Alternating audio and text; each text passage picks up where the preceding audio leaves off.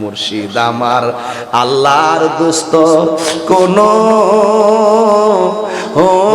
সন্দেহ না আয় রে।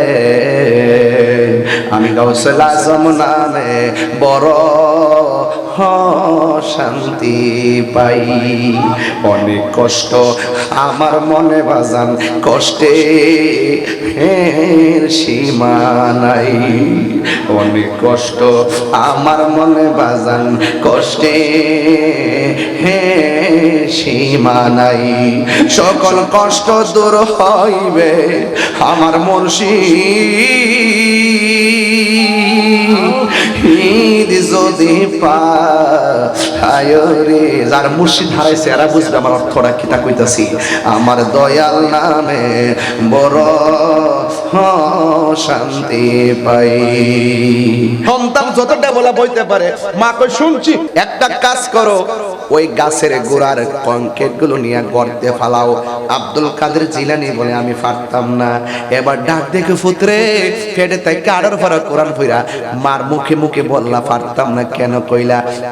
এটা অনেক কষ্ট লাগবো।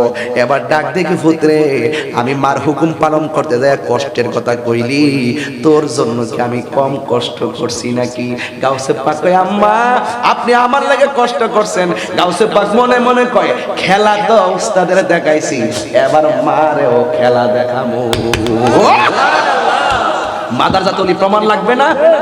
ঘাটে ঘাটে প্রমাণ লাগাইতাছে, ঘাটে ঘাটে নাও লাগাইয়া মুর্শিদ বোজন লইও। ঘাটে ঘাটে নাও লাগাইয়া মুর্শিদ বোজন লইও। তরিকতের পাগল পাইলে ঠান্ডা কুলে লইও রে। তরি রে হুঁশিয়ার হইয়া বাইও। ঠিক না রে? ঠিক। আবার ডাক দিয়ে আব্দুল কাদের একদিন রুজি করে খাওয়াইলা না, একদিন আমারে টাকাও দিলা না। তুমি আবার এন্ডা বয়সে আমার লাগা কি কষ্ট করছো বাচ্চা বয়সে। মা সন্তান ডাক দিয়ে কয় মা আমি তোমার লাগা কম কষ্ট করছি মানে কি জানো নি? একদিন তোমার বাড়িতে ভিক্ষুক আইছিল নি? কয় হ ভিক্ষুক আইছিল। তুমি ভিক্ষা দেওয়ার জন্য হাতটা বাড়াইছিলে নি? কয় হ হাতটা বাড়াইছিলাম। ভিক্ষুকটা তোমার হাতের কবজা দেখে তোমার উপরে লুপ করছিল নি গো? কয় হ করছিল। তুমি আল্লাহর কাছে ইজ্জত ভিক্ষা চাইছিলা নি? কহ চাইছিল। তখন পেটের মধ্যে আমি আসলাম নি? কয় তুমি আমার পেটের মধ্যে ছিলা। কই ওই মুহূর্তে জঙ্গলা থেকে বাঘ আইছিল নি গো? কয় হ আইছিল।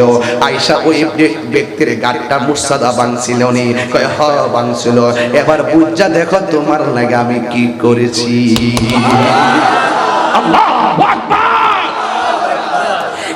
যুবক ভাইরা, হুজুর গাউসুল আজম আব্দুল কাদের জিলানী রহমাতুল্লাহি আলাইহি তিনি যেই মজলিসের মধ্যে যেতেন, ওই মজলিসের ভিতরে একদল মানুষ বসা থাকতো, কিন্তু কোনো মানুষ দেখতো না গাউসে পাকের সঙ্গে কে আসতো।